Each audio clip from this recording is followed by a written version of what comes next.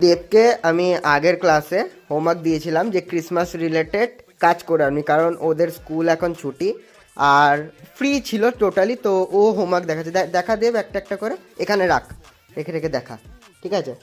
First একটা drawing বানিয়েছে, এটা খুব সুন্দর হয়েছে জানিস। তারপরে তারপরে এটা এর মুখের স্ট্রাকচারটা যদি একটু ঠিক হতো এই জায়গাটা, বাকি ঠিক আছে, কালার কম্বিনেশন খুব ভালো আছে।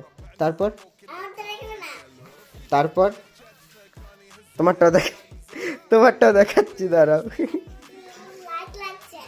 তারপর এটা না, তারপর বাপরে, ও কিন্তু 1 উইকের মধ্যে বানিয়েছে এগুলো, 1 সপ্তাহের মধ্যে এতগুলো ড্রয়িং।